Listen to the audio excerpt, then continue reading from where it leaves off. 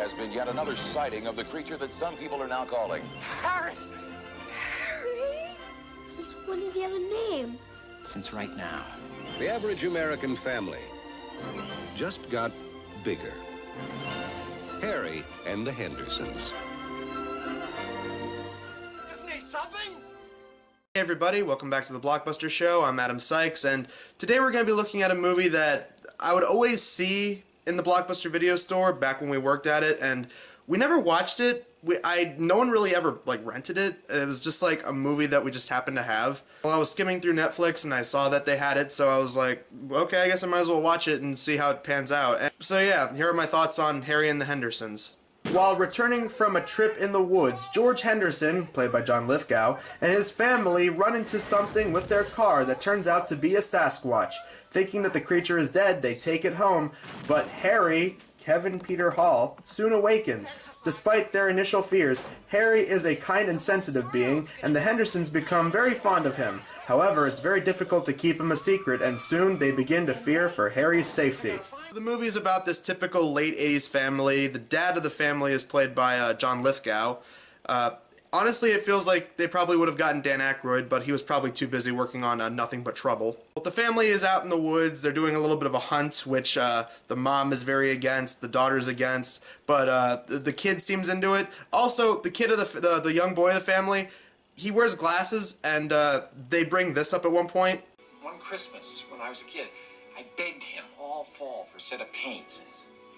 He ends up giving me a BB gun. Like you got Ernie.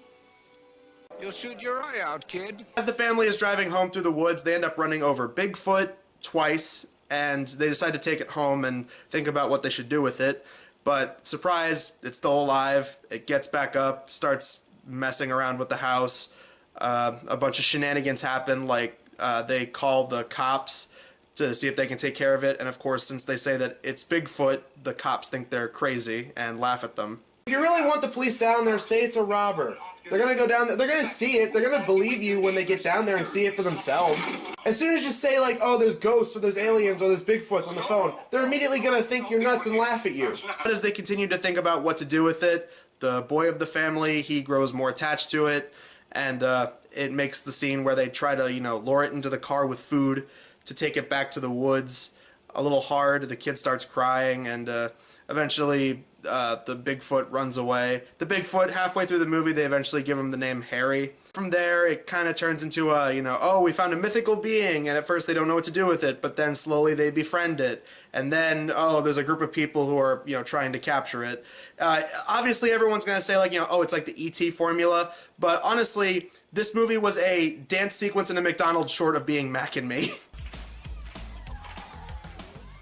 Actually, you know what? I take that back. This movie's a lot better than Mac and Me because it actually has really good effects. Like, the costume of Harry itself, it's actually very good. In fact, it actually got this movie an award. But as for the group of people who are trying to capture the Bigfoot and the family has to protect Harry from, first it starts off as just one guy who is this, crazed Bigfoot enthusiast who is trying to hunt and kill Harry, and then slowly as more sightings of Bigfoot are announced on the news, John Lithgow's dad, who runs a hunting goods store with him, says that he's gonna be having a huge sale on guns so that people can go into the woods and hunt Bigfoot. And obviously, as John Lithgow and the family become more and more attached to Harry, he thinks that this is obviously wrong, and he storms out in a huff. And Something to me.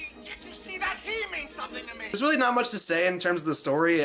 Group of people, whether it's, a small group of kids or, in this case, a family, finds this mythical creature, whether it's a ghost or an alien or, in this case, Bigfoot, and they're trying to protect it from someone or a group of people that are trying to get it for, nefarious purposes. It basically is like that E.T. kind of formula, except here it's with a Sasquatch. As for the humor in this movie, it's just kind of your typical stuff, like someone gets bonked on the head, or, oh look, the Bigfoot is bumping into stuff and knocking stuff over. And oh, is he gonna see them as chickens? The movie did have a heart, and honestly I did like the fact that at the end, the asshole who's trying to kill Harry eventually sees Harry for his more human side and, decides he's not going to try and kill the Bigfoot anymore. That part I thought was good. It's kind of like a minor character beat where the kids have different reactions to Harry. The little boy just like absolutely loves him, you know, thinks it's cool. You know, is always doing stuff with Harry, and of course he's the one that's sad to see Harry go when they first plan to take him back to the woods. Half of the little boy's dialogue is just nothing more but wow or cool, and I'm like, after a while it's just like, man, did late 80s, early 90s movies just not know how to write kid characters? Because that's seriously half of the kid's dialogue. And all throughout the movie, the teen girl of the family doesn't like Harry until eventually they both, you know, have a heart-to-heart and they make up, and that I thought that was okay. I mean, the fact that they tried giving, like, you know, little character beats like that, I give them credit for trying to do something, but oh my god, it's Take On Me by Aha. Yeah, I'm really kind of struggling to think of stuff to say with this movie. I honestly put this movie on par with something like Thunderstruck, because Thunderstruck, you know, it was just kind of like a, you know, not awful, just kind of forgettable family movie, and that's honestly what I'd chalk this up to. It's not like so bad it's funny, although there are a couple moments where you can make jokes about it. But it's also, like, it's just a little too cliche for my taste for me to say that it's really a good movie. But in terms of, like, the bad movies we've done for the Blockbuster show, this movie is one of the more tolerable.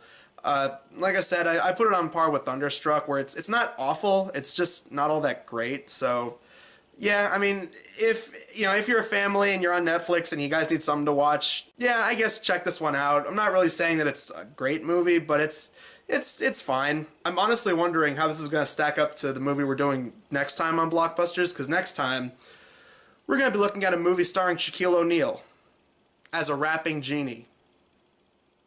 Yeah, we're doing Kazam.